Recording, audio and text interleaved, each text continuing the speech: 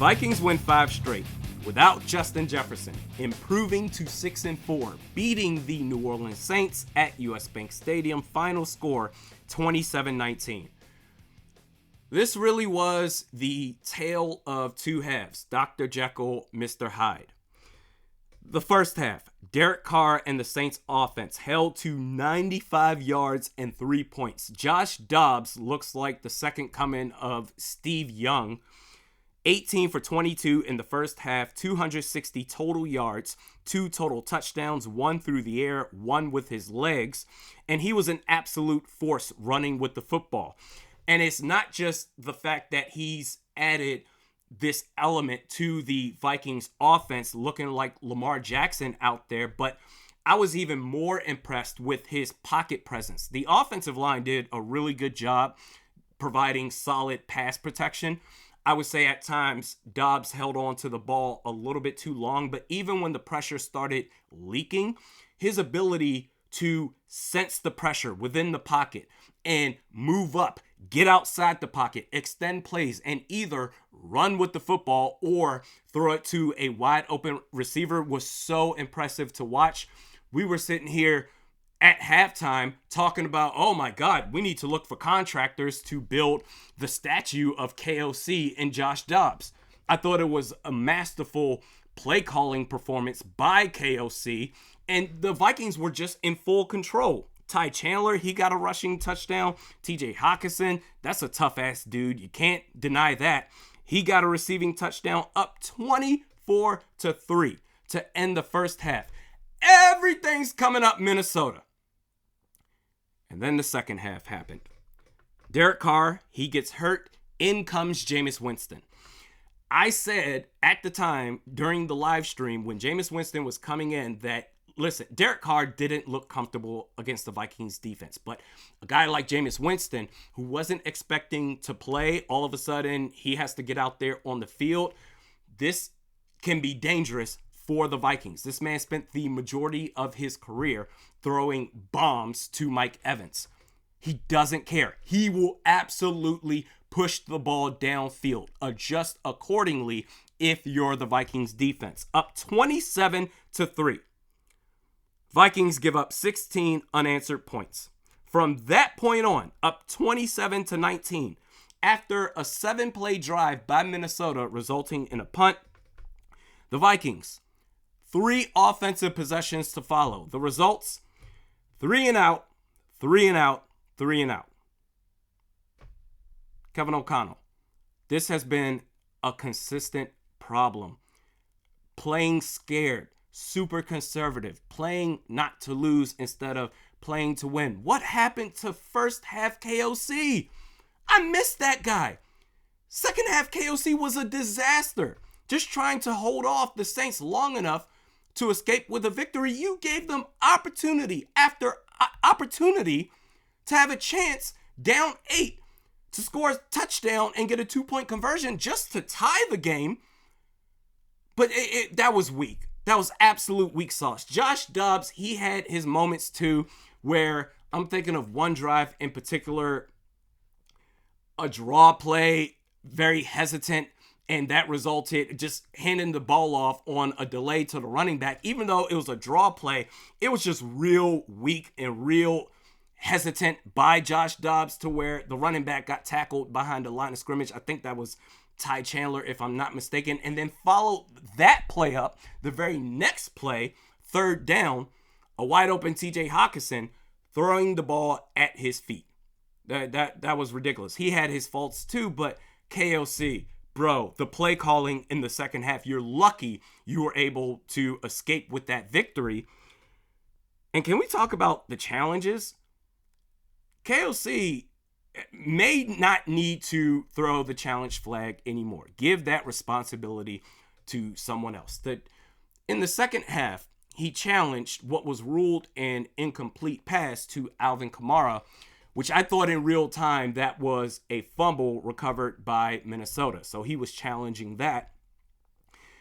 But the angle that they showed, it was really, really iffy at best, because then it was, okay, is this a completed pass or is this a fumble?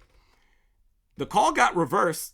Technically, KOC won that challenge, but it got reversed into a completed pass to Alvin Kamara.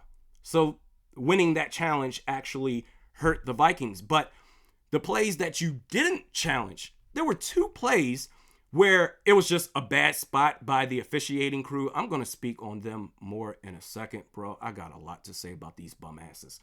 But there were 2 bad spots by the officiating crew.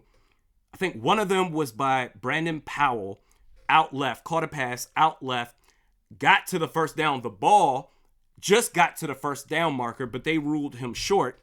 Didn't want to challenge that. And then later in the second half, Johnny Munt, knees in the air after catching a pass, knees in the air, ball at the line to gain. That's an easy first down. They marked him short. You didn't want to challenge that either. What goes through the decision-making process for KOC in deciding what to challenge and not? The dicey plays where it's, I don't know, this is a little bit questionable of a call right here. You have no problem challenging those, but the obvious ones that will help you, this is clearly going to go in favor of you. Nah, we're good. I don't understand it. That maybe give the responsibility to somebody. Is there someone in the booth that is advising you to throw those flags? Either way, something has to change when it comes to challenging plays, because whatever the process is, it's not working. But they got the win, 8-point victory. There was that touchdown given up by Byron Murphy Jr. Actually, one of the touchdowns given up by Byron Murphy Jr., he got absolutely mossed. The second one given up, I don't really know if that's on him, because it was a zone play and the Saints, they were in the red zone. Murphy dropped back in the middle of the right side of the end zone. Mekhi Blackmon was playing the sideline, and he played short on that. And the reason why I'm going to say that's more on Mekhi Blackmon instead of Byron Murphy Jr. is because Blackmon played short with another Vikings defender right there. I know that was not by design. I think he got caught up into thinking, okay, it's going to go short. Let me try and make a play right here. I think he was responsible for the deep sideline of the end zone to make that play. Byron Murphy Jr. had to come over from the center field of the end zone, basically, and having to make up for the ground that Mekhi Blackmon left behind. I'm going to put that on Blackmon before I put that on Murphy Jr. But speaking of those two players got an interception each. They got the win. And I want to say this about the officiating crew. See, the thing is with players, they can't say anything. They can't criticize the refs. The coaching staff, they cannot criticize the refs because the league will fine them. I can say whatever the hell it is that I want. You can't find me. The officiating performance this year, league-wide, has been an absolute disaster. The officiating crew who watched, forget just the two bad spots that they marked short that were clearly first downs, but to somehow watch Danielle Hunter get his helmet taken off by an offensive lineman, ripped off of his head, to see that and then call an illegal hands to the face on Danielle Hunter.